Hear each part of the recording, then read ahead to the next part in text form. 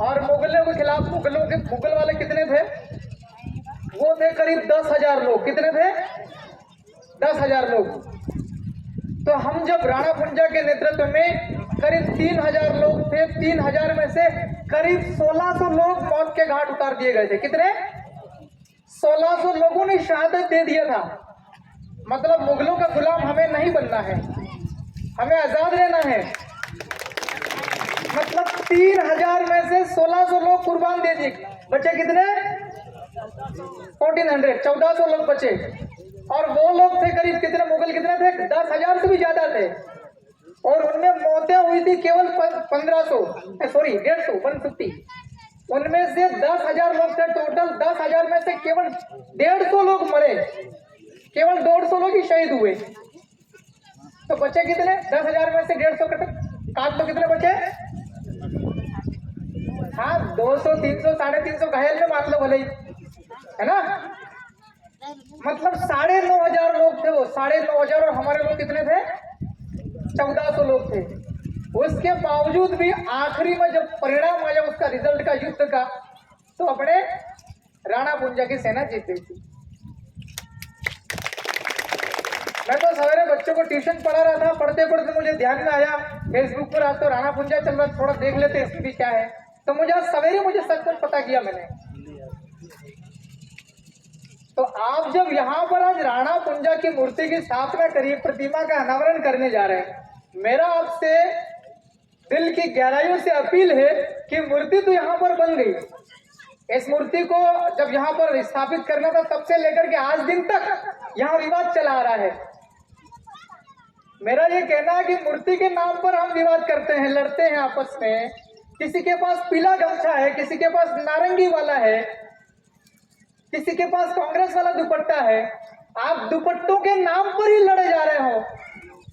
तो ये इतना बड़ा विचार यहाँ पर आपने स्थापित किया बतौर मूर्ति, एक शंका तो जरूर पैदा हो रही है। ये आप लोग लगातार ऐसे ही लड़ते फिरोगे, ऐसे ही लड़ते मरोगे क्या? भाई जब समाज के नाम पर एक प्रतिमा स्थापित हुई है, सबको मिलना चाहिए, जाजे पर बैठना चाहिए। हम पर भी बार बार लोग फोन आ रहे थे, हम तो संगीता मैडम सोच रहे धरने पर बैठ जाए यहीं पे जाके थाने वाले में, सही है कि नहीं? और दोनों पक्षों के खिलाफ, जयस वालों के खिलाफ भी, विजय वालों के खिलाफ भी और गुड्डू साहब के खिलाफ भी, मतलब कांग्रेस। भाई जब आप लोग एक जो है हमारा पूर्वज है ना राणा कुंजा, हमारे पूर्वज की प्रतिमा के नाम पर हम लोग आपस में लड़ रहे हो, तो तुम लोग ये कब सोचोगे कि जयस वाले का बच्चा भी अच्छा स्कूल में पढ़ाई करे, बीजेपी वाले का बच्चा भी अच्छा स्कूल में पढ़ाई करे, है ना, कांग्रेस वाले के बच्चों को भी अच्छी पढ़ाई हुई लिखाई हो स्कूल में? ये विचार हमारे दिमाग में कब आएगा? जब हम समझदार होकर के, हमारी इतनी आयु हो गई, कोई 30 का, 25 का, 45 का, 40 का, 50, 60 साल के लोग भी आपस में लड़ रहे हैं, गमछे के नाम पर, डामर साहब, कलर के नाम पर लड़ रहे हैं। तो ये चंदा इकट्ठा करके मूर्ति लाके क्या कर लिया फिर?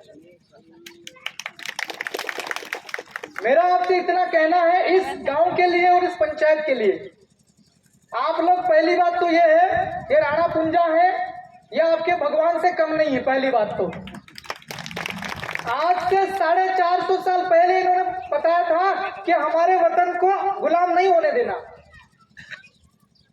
हम लोग चलो गुलाम नहीं होने देंगे हमारे वतन को ना, वतन का गांव मुक्त भी होता है, मतलब हमारे गांव को हम गुलाम नहीं होने देंगे, हम आजाद रहेंगे।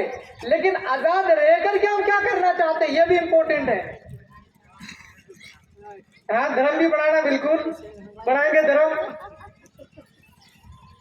लेकिन हमारी हालात जो, इस हालात को भी सुधारना पड़ेगा। पूरे आदिवासी इलाके में जाकर के देखो, कभी परीक्षा का रिजल्ट आता है, एमपीपीएससी का आता है, यूपीएससी का आता है ना, मेडिकल का आता है, इंजीनियरिंग का आता है, चार्टर्ड अकाउंटेंसी का आता है, जज का आता। आदिवासी इलाके के गांव के अंदर में सिलेक्शन ही नहीं होते। फलाना विवेकानंद कॉलेज का सिलेक्शन हो गया, अलकापुरी वाले का जज बन गया, फलाना कानोली वाला का ये बन गया। तो इसके लिए कौन काम करेगा? हम लोगों को जिंदाबाद मुर्दाबाद के आगे भी निकलना पड़ेगा, जोहार और जय श्री राम से और जय गुरु से भी आगे निकलना पड़ेगा। अगर यही करते रह गए तो 60-60, 70-70 साल बाद सब फिर निकल जाएंगे दोबारा। फिर जो नई कौम आ रही, नई जनरेशन आ रही, उसका क्या होगा? वो पीढ़ी उसका अस्तित्व में खतरा है। आज से 450 साल पहले आजाद रहने का फॉर्मूला बताया था और आजाद रहे भी, आज आपस में ही लड़ भिड़ रहे। इस शिवगढ़ के आसपास के जितने भी छोटे मोटे गांव लगे हुए शिवगढ़ कस्बे से आदिवासियों की 50% से ज्यादा जमीनों के ऊपर गैर आदिवासियों ने कब्जे कर रखे। अब कोई बोलते हो ये देख लो, ये तो लड़ाई करवाने की बात करते। मेरे को क्या करवाना लड़ाई करवा के? टाइम हो गया। देखो लड़ाई करवाने का मेरा कोई फार्मूला नहीं है। अभी फेसबुक पर देखता आ रहा